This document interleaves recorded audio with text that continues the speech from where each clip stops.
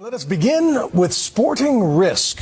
Boxers, linebackers, race car drivers are all glory-filled professions that tempt the fates with force and speed. But how about a little respect for the jockey? Many don't appreciate that a line of small humans atop thundering horses leads to an alarming rate of paralysis within the sport of kings. And then there's the physical demands, the starvation, even sometimes bulimia. Who would ever sign up for such a life? Well, the kind of horse and thrill lovers who attend the only jockey school in America. And ABC's Juju Chang went to meet them. It's a rare sight, a bright pink riding helmet flying above a racehorse. The young woman beneath its brim grew up with her heart set on this. A shot as a professional jockey in the death-defying, adrenaline-pumping world of racing thoroughbreds at up to 40 miles an hour. I just love horses, love riding, love going fast. Here in Lexington, Kentucky, where horses and hooves are aplenty, 22-year-old Vanessa Real is a few strides away from graduation at the only jockey school in the United States, the North American Racing Academy. She's almost completed the 2-year course after paying $27,000 in total tuition. Students here will spend a few hundred hours riding a horse and learning the skills required. The freshman class has 12 aspiring jockeys, 11 of them women, defying the odds. Roughly 10% of licensed jockeys in the U.S. are female, and of the top 100 jockeys right now, only 2 are women. But these young ladies are ready to man up. No princesses. No princesses, you know. You gotta be one of the guys. If you believe the odds, they'll be lucky if any of them make it to the big time. But first, they'll have to elbow out 19-year-old Marissa Yetter, who knows full well it's a cutthroat sport. You have to go into any situation being humble, but yet still being able to say, you know, hey, I'm the best. I can kick all your butts. You know, it's a mental kind of dual personality. And I'm going to beat you. Yeah. Is there tension among the students? When we first started riding, it was basically like the movie Hunger Games. Full responsibility lies with you. Though her competition is mostly veteran riders, there's one boy here who has the audacity to be a novice. I've never ridden, now I'm here. Chase Roberts is ready to stand his ground among his female classmates as the lone stallion. All girls didn't intimidate me. No complaints about that, but I saw that some of them were pretty good at riding, and I was like, dang, they know what they're doing, and I don't.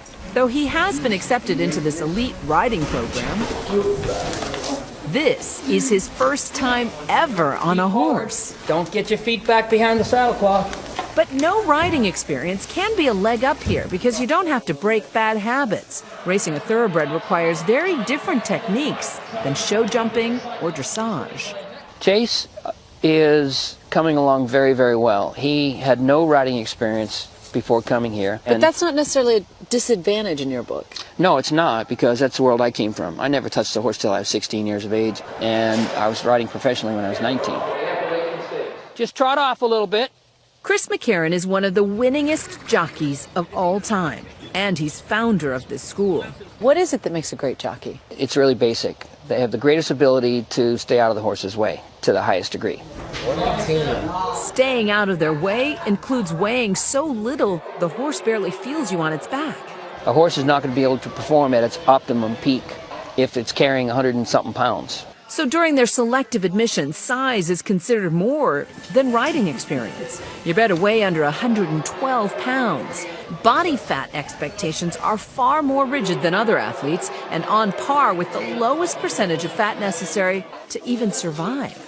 Your typical male jockey has body fat percentage that ranges between 3 and 7. Oh my gosh. Yeah, and the girls are between 8 and 12. That's incredible. Yeah. Compare that to average body fat percentages, around 25% for women and 18% for men. Vanessa is a gifted rider and has a slim build, but she still struggles to make weight. Well, I've stopped eating as much chocolate as I used to. No more chocolate? No more chocolate, and just trying not to go over 1,500 calories a day. It's pressure like this that can be dangerous. Some jockeys will even go to the extent of eating and immediately throwing up right after. You know, they'd order $20 steak and 10 minutes later they go in the bathroom and they throw it up. They call it flipping.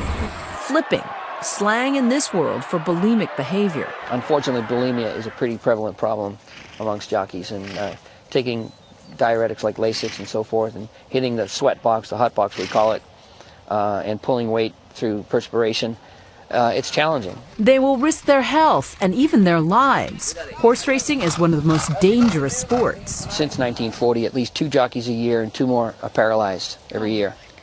So it's a lot more dangerous than NASCAR or parachuting or skydiving. It's probably the most dangerous professional sport. I think if you talk to any kind of accident insurance provider, they would agree. According to the Jockey Guild, there are 48 accidents every week involving riders. What about the danger? Do you ever worry? I don't. My mom does. Spoken like a true mother. Yeah, I mean, I fell off and had a bad concussion last summer. And, get back on the horse. You don't let it phase you. When we visited the school a few months after Chase's first ride, we found him on the sidelines.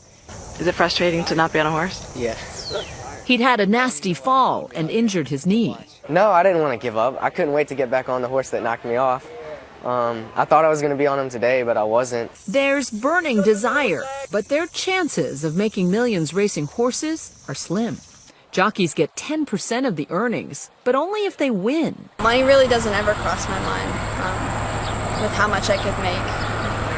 I'd be happy sitting on a plot of land in a nice little trailer and having horses around me and riding on the track every day. I'd be totally content with that. The North American Racing Academy has a Horseman's Pathway program, too, for students aiming to be grooms, exercise riders, or ideally trainers. They get dirt and straw and stuff going inside their hoofs, so we gotta clean it out.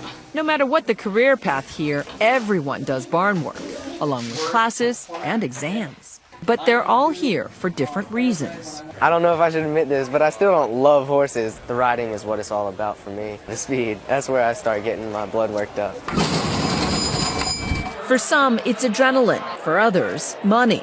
For most, it's nothing more than the simple love of horses. When you're on that horse, they're running for you. You can feel that, and they love it.